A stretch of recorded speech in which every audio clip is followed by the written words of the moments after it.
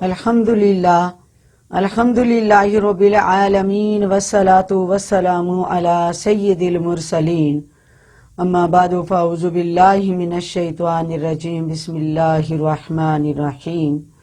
اللہم صلی علی محمد وعلی آل محمد بعدد کل ذرۃ مئۃ الف مرۃ وبارک وسلم۔ قابل قدر ماؤں اور بہنوں، اللہ تبارک و تعالیٰ نے ہمیں اس خصوصاً ماہ مبارک میں یہ موقع عطا فرمایا ہے کہ ہم اس کی تسبیحات جو ہیں، جو اس کے نوافل ہیں، جو اس کے فرض ہیں، ان کو یکسوئی کے ساتھ ادا کریں۔ تو جب میری ماں بہنوں ہم نے یہ تہیہ اپنے دل میں کر لیا کہ ہمیں اللہ تعالیٰ کی محبت نصیب ہو اور اس کا قرب نصیب ہو، تو پھر یہ کام کرنا اتنا مشکل نہیں ہے، یہ اس کی رضا حاصل کرنی مشکل نہیں ہے۔ اگر یہ بندہ سوچتا رہے کہ مصروفیت ہے، وقت ملے گا تو کریں گے، نہیں، آج بھی آپ اگر یہ تہیہ کر لیں تو ٹائم نکل سکتا ہے۔ تو مصروفیت جو ہے اس سے پہلے جو فرصت ہے اس کو غنیمت جانیں اور اپنے خدا کے دیے وقت کی ہم لوگ قدر کریں،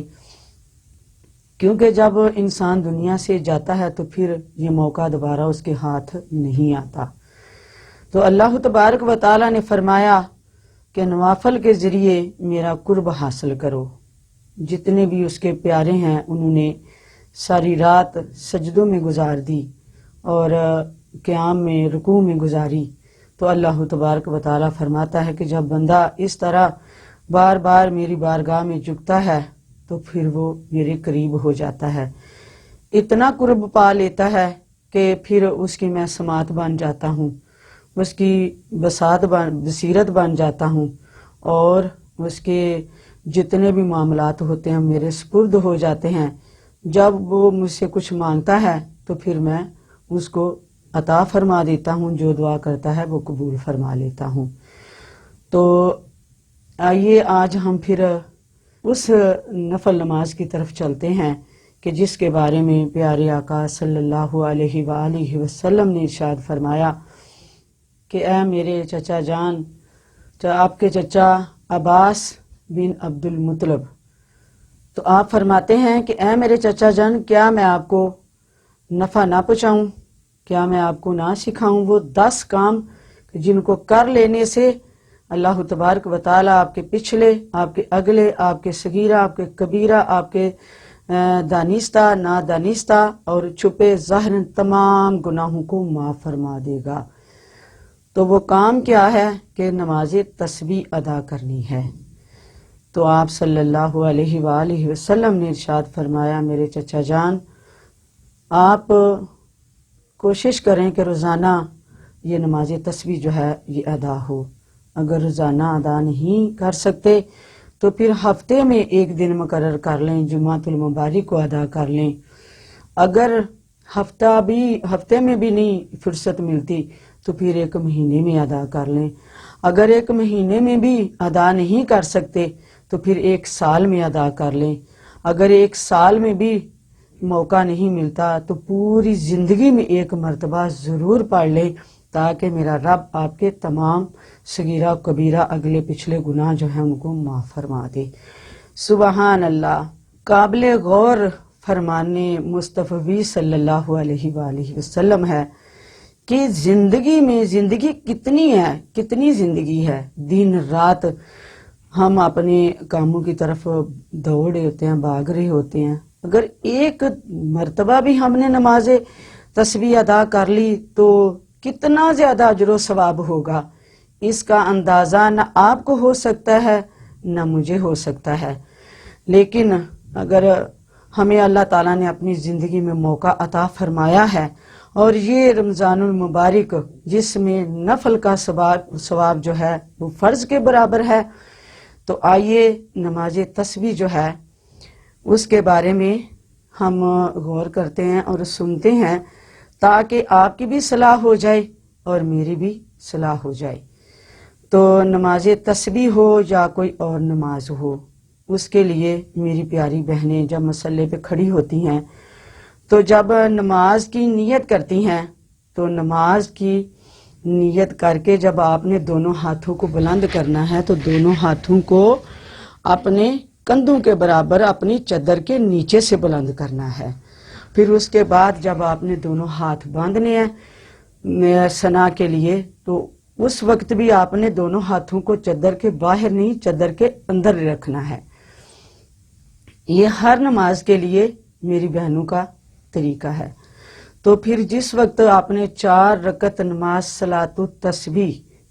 اس کی نیت کر لینی ہے تو جب ہم یہ پڑھتے ہیں کہ منہ میرا قبلہ شریف، ہاتھوں کو بلند کر کے اپنے کندھوں کے برابر تو منہ کو قبلہ کی طرف کرنا ہے۔ پھر آپ نے جب دونوں ہاتھ باندھ لینے ہیں تو پھر ثنا سبحانک اللہم و بحمدک وتبارک اسمک وتعالی جدک ولا الہ غیرک۔ اس کے بعد تیسرا کلمہ جو ہے وہ پڑھنا ہے سبحان اللہ والحمد للہ ولا الہ الا اللہ واللہ اکبر، اس کو 15 مرتبہ ادا کرنا ہے۔ اس کے بعد سورہ فاتحہ، سورہ فاتحہ کے بعد آپ نے جو سورت پڑھنی ہے جو یاد ہو وہ پڑھ لیں، ورنہ چاروں کل جو ہے ان کی ترتیب بنا لیں۔ تو کل یا ایھا الکافرون پڑھ لیں پوری سورت، اس کے بعد پھر 10 مرتبہ تیسرا کلمہ سبحان اللہ والحمد للہ ولا الہ الا اللہ واللہ اکبر، یہ 10 مرتبہ مکمل کر کے تو رکوع میں جانا ہے۔ 3 مرتبہ سبحان ربی العظیم سبحان ربی العظیم سبحان ربی العظیم، پھر اس کے بعد 10 مرتبہ تیسرا کلمہ، پھر اس کے بعد جب سیدھا کھڑے ہونا ہے تو پھر سمیع اللہ لمن حمدہ ربنا لک الحمد، پھر 10 مرتبہ سبحان اللہ والحمد للہ ولا الہ الا اللہ واللہ اکبر، اس کلمے کو مکمل کر کے تو سجدے میں جانا ہے۔ پھر 3 مرتبہ سبحان ربی الاعلی سبحان ربی الاعلی سبحان ربی الاعلی، پھر 10 مرتبہ تیسرا کلمہ سبحان اللہ والحمد للہ ولا الہ الا اللہ واللہ اکبر۔ پھر جب سجدے سے سر اٹھانا ہے دونوں سجدوں کے درمیان میں جب جلسہ کرنا ہے تو پھر 10 مرتبہ تیسرا کلمہ جو ہے اس کو دہرایا جائے گا۔ پھر اس کے بعد دوسرے سجدے میں بھی 3 دفعہ سبحان ربی الاعلی پڑھ کے تو پھر 10 مرتبہ تیسرا کلمہ جو ہے وہ مکمل کرنا ہے۔ پھر اس کے بعد جب کھڑے ہونا ہے تو پھر تیسرا کلمہ جو ہے اسی سے ابتدا لیں گے، 15 مرتبہ پڑھیں گے، پھر سورہ فاتحہ اس کے بعد، پھر ترتیب کے ساتھ سورہ اخلاص آ جائے گی اس کو پڑھ لیں، اس کے بعد پھر 10 مرتبہ یہی کلمہ دہرایا جائے گا سبحان اللہ والحمد للہ ولا الہ الا اللہ واللہ اکبر۔ تو جس وقت 2 رکعتیں مکمل ہو جائیں جب اتحیات پہ بیٹھنا ہے تشہد پر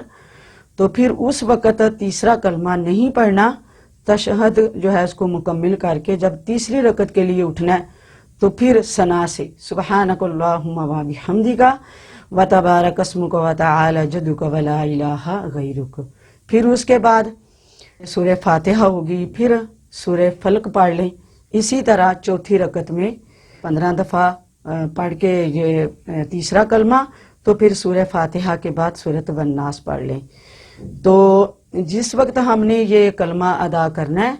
تو اس وقت اپنی جو انگلیاں اس کے اوپر اس طرح نہیں گننا، بلکہ اپنی انگلیوں کو دبا کے اندازے کے ساتھ ہم نے اس کلمے کو پورا کرنا ہے، جدھر 15 مرتبہ پڑھنا ہے ادھر 15 مرتبہ، اور جدھر 10 مرتبہ پڑھنا ہے ادھر 10 مرتبہ ادا ہوگا۔ پھر ایک اور بات کہ جب کئی میری ایسی بہنیں ہیں جو کہ یہ کہتی ہیں کہ ہم لوگ نماز پڑھتے ہیں تو بھول جاتے ہیں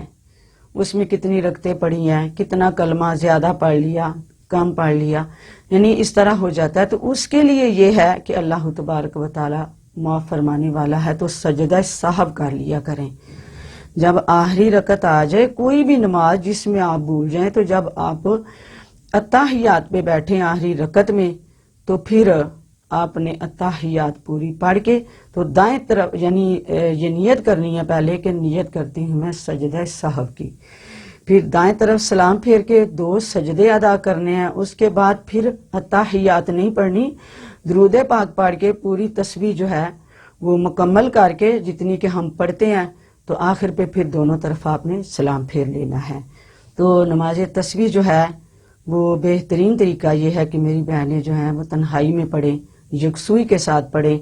جس طرح کہ میرے آقا صلی اللہ علیہ وسلم کا فرمانے علی شان ہے کہ اس سے اگلے پچھلے چھوٹے بڑے تمام گناہوں کی معافی ہو جاتی ہے۔ اپنے رب کی رحمت اور پیارے آقا صلی اللہ علیہ وسلم کے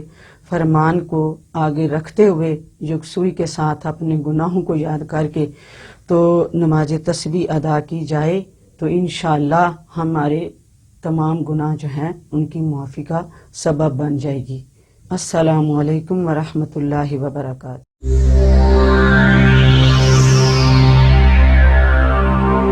Shahi One Islamic Channel